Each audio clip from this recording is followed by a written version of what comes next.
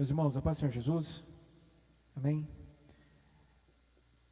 Gostaria de convidar os irmãos a um texto muito conhecido. Estou feliz com Jesus, é bom estar com os irmãos numa quarta-feira, cultuando ao Senhor. Meus irmãos, é um texto bem conhecido, o livro de Salmos, Salmos de número 23. Salmos de número 23, durante essa semana, eu estive lendo esse salmo, estudando um pouco mais a respeito desse salmo. E como é bom, irmãos, poder meditar na palavra do Senhor, porque todo dia o Senhor tem falado conosco, isso é muito bom, irmãos. Salmo de número 23, um salmo bastante conhecido. Alguns chegam a dizer que é o salmo mais belo de toda a Escritura, é o salmo mais conhecido, mais influente, mais lido de toda a história. O Salmo de número 23, eu sei que os irmãos conhecem de cor, diz assim: O Senhor é o meu pastor, nada me faltará. Deitar-me faz em verdes pastos, guia-me mansamente a águas tranquilas, refrigera minha alma, guia-me pelas veredas da justiça, por amor do teu nome. Ainda que eu andasse pelo vale da sombra da morte, não temeria mal algum, porque tu estás comigo. A tua vara e o teu cajado me consolam. Preparas uma mesa perante mim, na presença dos meus inimigos. Unges a minha cabeça com óleo, o meu cálice transborda. Verso 6 e último diz assim: Certamente que a bondade e a misericórdia me seguirão todos os dias da minha vida, e habitarei na casa do Senhor por longos dias, ou algumas traduções, para sempre. Meus irmãos, esse é um texto muito bonito, que eu creio que todos os irmãos já leram, já meditaram. Esse Salmo de número 23, ele faz parte de uma trilogia. É uma trilogia que narra a história da redenção. Se você tiver com a sua Bíblia aberta, eu gostaria que você ficasse com a sua Bíblia aberta. Você vai ver que tem 3 salmos que fazem um complemento do outro, completando ou formando uma história, uma narrativa. Se você olhar o Salmo 22, o Salmo 22 é um salmo que vai dizer a respeito da cruz. O Salmo 23 é o salmo que fala do cajado. O Salmo de número 24 é o salmo que fala da coroa. No Salmo 22, irmãos, nós temos Jesus, é apresentado Jesus como Deus vivo, que desceu do céu, se fez carne, veio aqui nessa terra, morreu numa cruz, pagou o meu e o seu preço. Ele fez com que a nossa dívida fosse paga, ele nos resgatou do pecado e de todo o mal.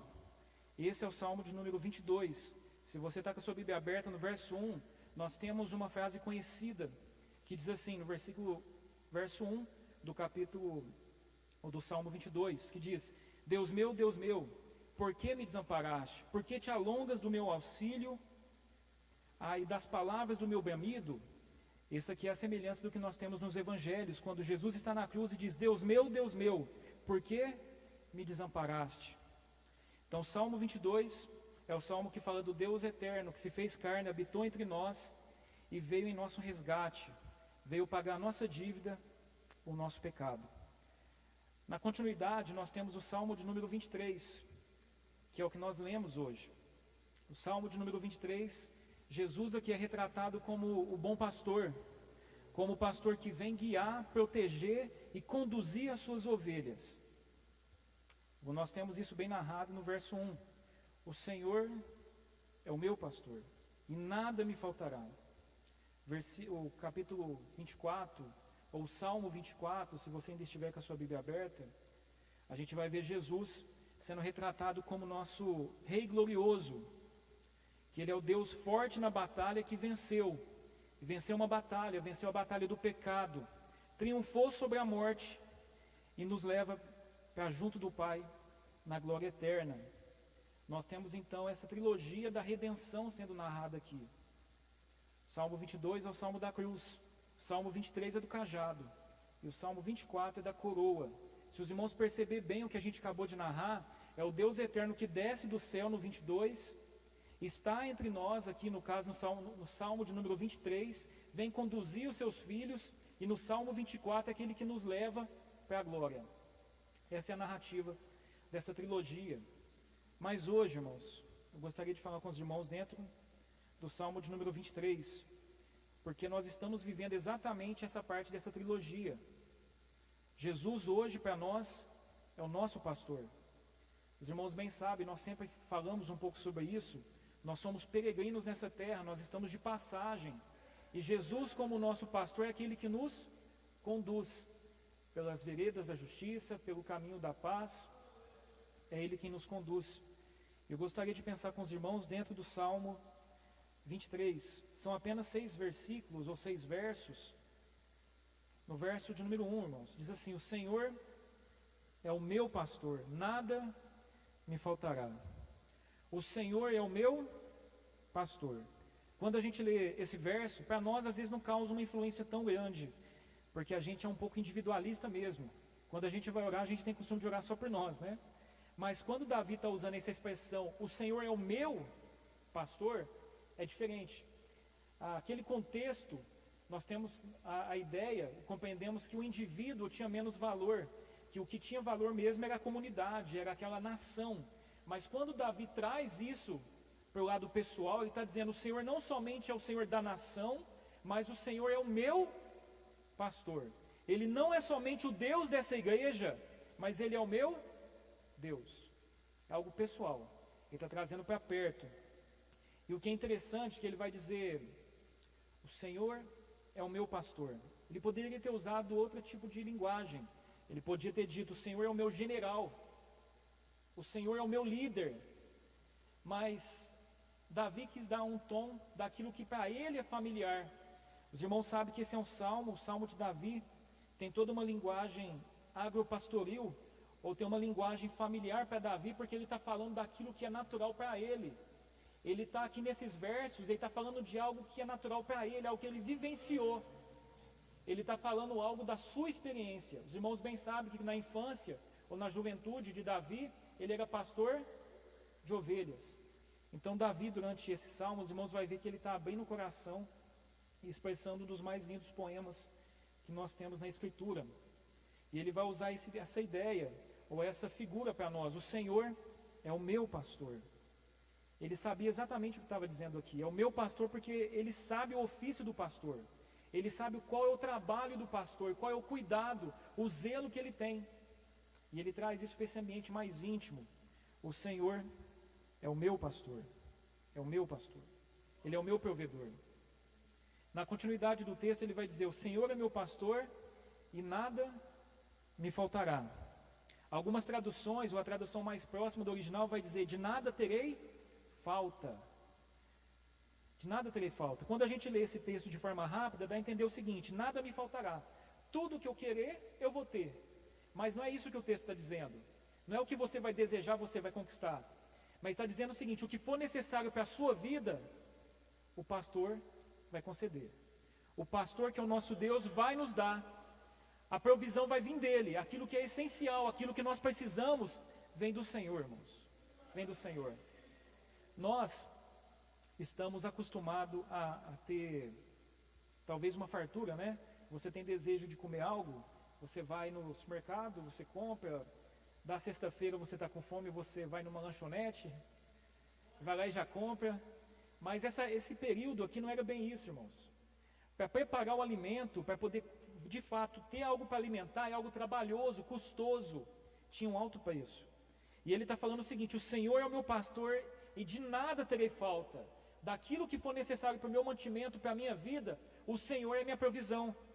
O Senhor é o meu pastor. Ele é o meu pastor. Verso de número 2, irmãos, vai dizer: deitar-me faz em verdes pastos, guia-me mansamente a águas tranquilas.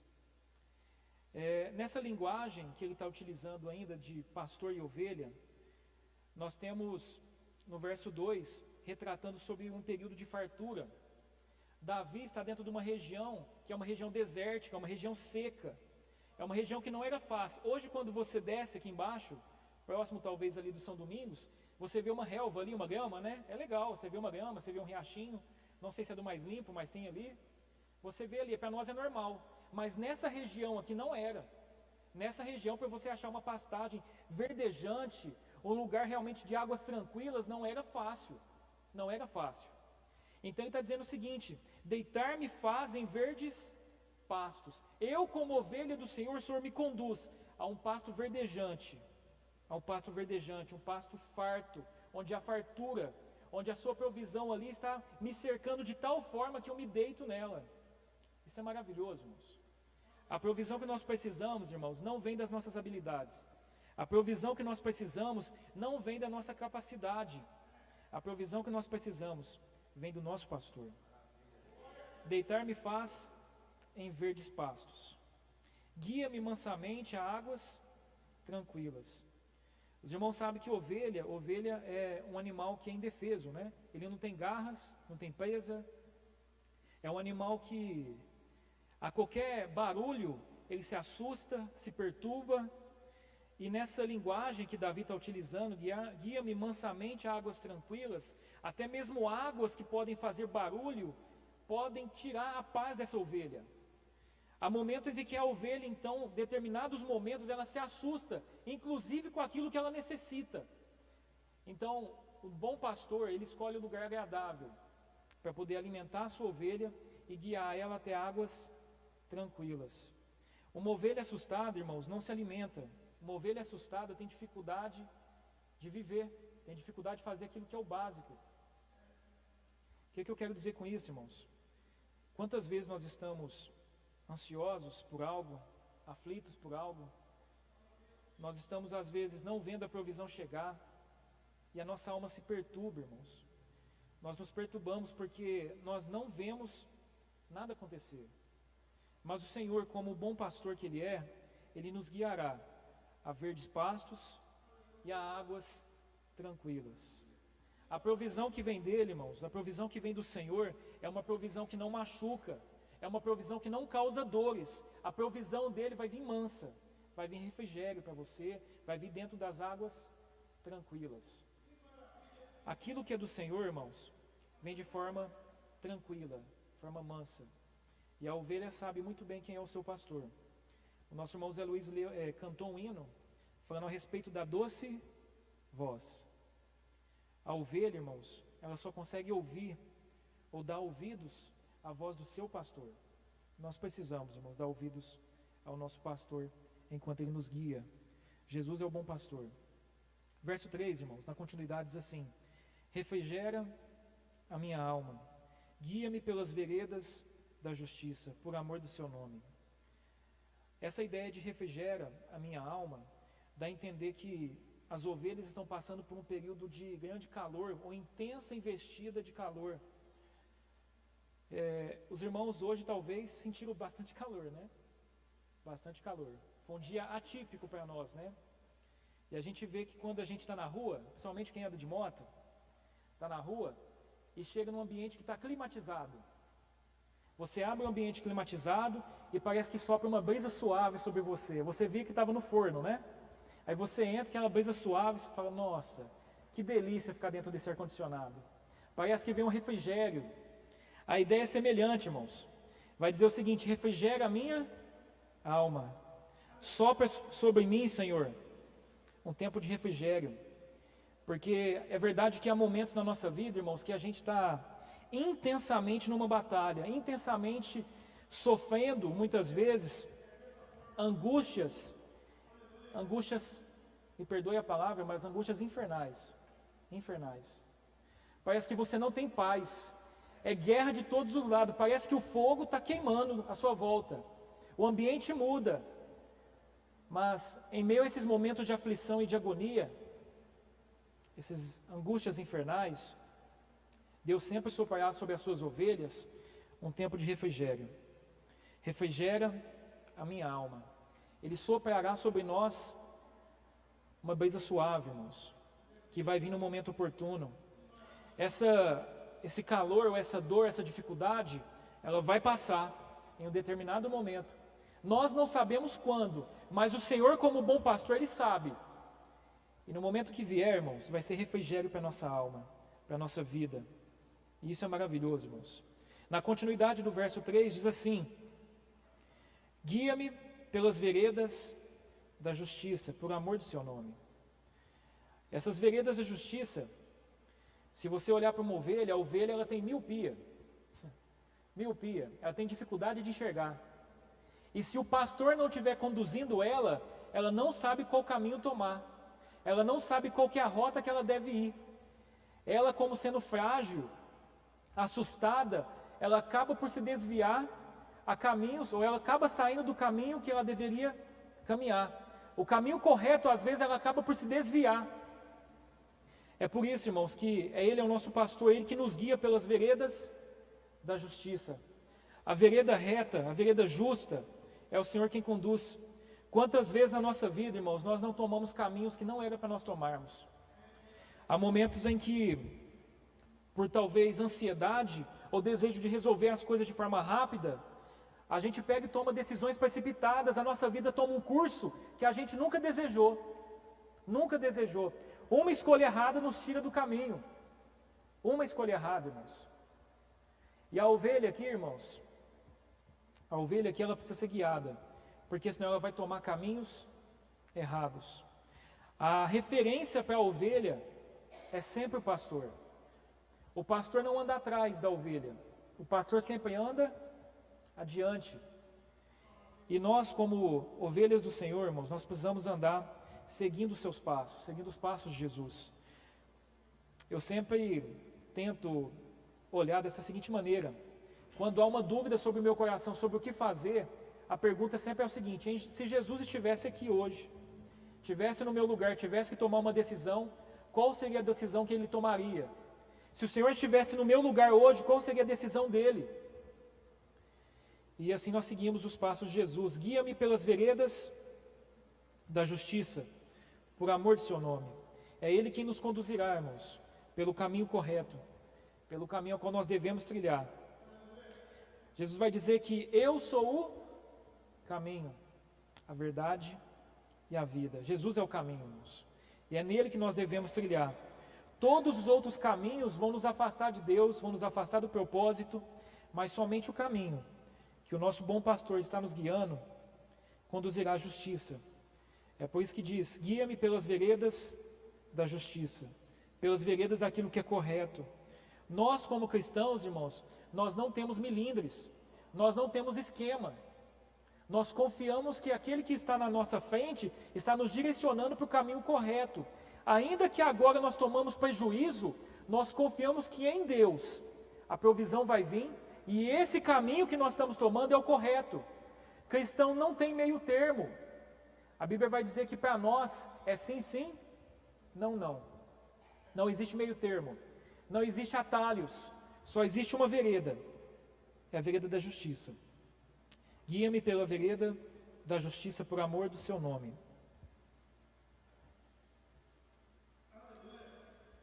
Verso 4, irmãos. Diz assim: ainda que eu andasse pelo vale da sombra da morte, não temeria mal. Os irmãos estão comigo?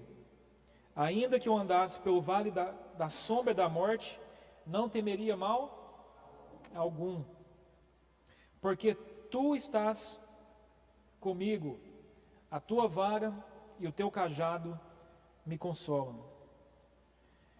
Nessa narrativa, irmãos, nós temos o pastor guiando a ovelha. Só que há determinados momentos, como diz o texto, ainda que eu ande, ou ainda que eu andasse pelo vale da sombra da morte, vai nos dar a ideia de que durante a caminhada, descendo pelo vale, a luz do sol é interrompida. E a luz do sol é interrompida e projeta a sombra de algo sobre nós. À medida da nossa caminhada, nós estamos caminhando, nós chegamos aqui nesse versículo, no verso de número 4, que traz essa narrativa, que nós estamos caminhando, descendo pelo vale, lugar mais baixo, descendo pelo vale, o sol por algum momento é ofuscado por uma montanha ou uma colina, e essa colina ou montanha joga sobre nós uma sombra, E essa sombra é narrada aqui por Davi como a morte. Perceba que não é o vale da morte, é o vale da sombra da morte. Aqui vai dizer o seguinte, irmãos, a sombra não nos para. A sombra não pode interromper a nossa caminhada. Você nunca viu a sombra de um cachorro morder alguém. Você nunca viu a sombra de um leão tragar alguém. Aqui está falando de, ainda que a morte te ameace, você não temeria mal algum, porque o Senhor está comigo. Pode ser, meus irmãos, que durante a nossa caminhada, a sombra da morte pode parar sobre a nossa casa. Um familiar nosso, ou até mesmo nós, podemos ser ameaçados de alguma maneira, a qual a gente possa temer pela nossa vida. Ontem na sede houve um pedido de oração pela filha, eu não lembro se é filha ou filho do pastor Josnei, né? Filho do pastor Josnei, que vai fazer uma cirurgia no coração, uma cirurgia de alto risco. E quando foi feito o pedido, eu como pai, eu me coloquei no lugar, foi Jesus. Se isso é no meu filho, eu fico sem chão, a gente perde direção. Esse é o momento em que a sombra paira sobre a nossa casa. Mas a sombra não tem o poder de parar, irmãos. A sombra às vezes faz parte da nossa caminhada. E se existe sombra é porque ainda existe sol, ainda existe luz. Essa sombra passa, irmãos, e o dia volta a raiar. Isso é maravilhoso, irmãos. Ainda que eu andasse, ainda que isso me aconteça, que eu ande pelo vale da sombra da morte, eu não vou temer mal algum, não porque eu sou bom, ou porque eu sou capaz, mas porque tu, nas palavras de Davi, porque tu, Senhor, porque tu estás comigo, a tua vara e o teu cajado me consolam. Vara aqui e cajado, são dois símbolos que interessantes, a gente vale a pena discorrer.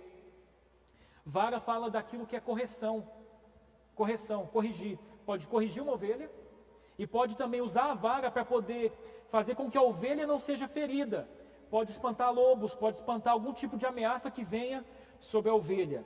Está falando que Jesus, como nosso bom pastor, Ele sabe nos proteger, sabe nos corrigir, quando nós precisamos de correção, e sabe também livrar a gente do perigo no momento oportuno. A vara serve para isso.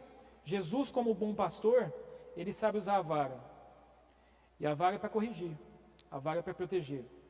O outro símbolo que aparece é o cajado. O cajado é semelhança de uma vara, só que na ponta tem um arco, semelhante a um guarda-chuva. Isso nos mostra que, ainda que a ovelha, e isso é maravilhoso porque esses dois elementos, ou essas duas ferramentas que fazem parte da vida do pastor, ele vai usar em momentos distintos. Aqui no caso o cajado, ele vai usar justamente quando a ovelha cai num buraco, quando a ovelha cai numa situação a qual somente a mão não é o bastante.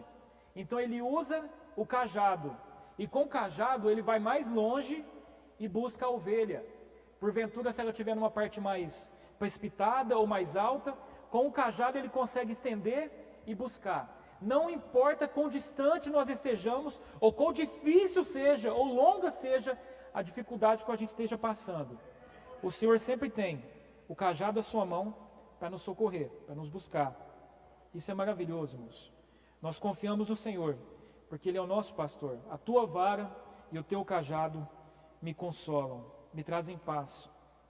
Verso 5: preparas uma mesa perante mim na presença dos meus inimigos, unges a minha cabeça com óleo, o meu cálice transborda. O verso 5 parece que Davi faz um salto do campo e vai para o momento de uma cerimônia, em que aqui é celebrado algo, é que estão aqui diante dele uma roda, parece que é preparado uma cerimônia, e que estão à sua volta não os amigos, o que estão à sua volta são inimigos, e esses inimigos estão tramando mal. Na caminhada do cristão, irmãos, também existem inimigos, A Bíblia diz assim que aqueles que querem fielmente servir ao Senhor padecerão perseguições. E aqui é interessante, porque mesmo diante dessas perseguições, o pedido aqui é o seguinte: preparas uma mesa perante mim, na presença dos meus inimigos. E na presença dos meus inimigos, unge, Senhor, a minha cabeça com óleo, o meu cálice transborda. A ideia dessa unção aqui, irmãos, é unção de honra. É unção de honra. Me honra diante dos meus inimigos, Senhor. Esse é o pedido de Davi. Diante daqueles que se levantam contra a minha vida, Senhor, me dá graça. Prover sobre mim, sobre aqueles que se levantam contra a minha vida. Me honra, Senhor, na frente deles. Prepara a ocasião para que o Senhor mostre que o Senhor é comigo. Isso é o que o Davi está pedindo. Unges a minha cabeça com óleos, de modo transbordante, de modo que o meu cálice transborde, seja farto. Verso 6 e último, irmãos, para a gente poder concluir, diz assim: certamente que a bondade e a misericórdia me seguirão todos os dias da minha vida, e habitarei na casa do Senhor por longos dias. Certamente que a bondade e a misericórdia me seguirão todos os dias da minha vida. Bondade e misericórdia aqui, irmãos, vão nos seguir, vão nos escoltar. Bondade e misericórdia aqui vai ser os nossos guarda-costas na nossa caminhada. Imagine uma situação de quem caminha que do lado direito existe a bondade. Do lado direito existe a bondade, do lado esquerdo a misericórdia. E isso vai estar conosco a todo momento na nossa caminhada. Bondade e misericórdia. Bondade e misericórdia da parte do Senhor. Bondade porque Ele nos concede sempre dádivas, sempre maravilhas, sempre vem em nosso favor. Isso é bondade de Deus. E misericórdia porque Ele não nos dá o que nós merecemos. Ou melhor, bondade Ele nos dá porque Ele é bom. Mas agora misericórdia, irmãos, Ele não nos dá o que nós merecemos. Porque o que eu e você merecia é inferno. O que eu e você merecia como pecadores, como homens falhos, Ele não nos dá. Mas Ele nos socorre, Ele nos resgata. Então bondade nos cerca de um lado, ou está conosco de um lado, e misericórdia está do outro. E é maravilhoso porque a bondade e a misericórdia vai estar conosco, não num momento só. Não num momento só Ele vai nos socorrer e ter misericórdia de nós. Mas a Bíblia vai dizer que me seguirão todos os dias da minha vida. Eu posso ter certeza que comigo está a bondade de Deus e a misericórdia. Todos os dias da minha vida. E uma vez que essa trajetória minha for percorrida, um dia vai ter fim. Um dia vai ter fim. E quando tiver fim, irmãos, o verso 6 vai dizer assim: e habitarei na casa do Senhor por longos dias. Algumas traduções vai dizer: e habitarei com o Senhor para sempre. Para sempre. Essa é a nossa bendita promessa, irmãos. Enquanto nós estamos nessa caminhada, nessa peregrinação nossa aqui, nós precisamos do bom pastor a todo momento, diante de nós, nos conduzindo, nos direcionando e provendo sobre nós a sua graça, irmãos. Até que um dia o Senhor nos leve para estar juntamente com Ele para sempre, irmãos. Para sempre. Essa é a nossa bendita esperança, irmãos. Um dia nessa caminhada que nós temos aqui, vai ter fim. Vai ter fim. Nós temos esses dois guarda-costas que vai nos dar consolo, bondade e misericórdia. Mas um dia estaremos para sempre com o Senhor. Então a gente pode ir para o Salmo 24. Não hoje. Não hoje. Mas o Salmo 24 vai falar a respeito do Rei da Glória. E o Rei da Glória está entrando no céu, porque Ele resgatou o seu povo, Ele venceu a batalha contra o pecado. E nós estamos entrando triunfante na glória. Quem é esse Rei da Glória? Essa é a pergunta de Salmo 24.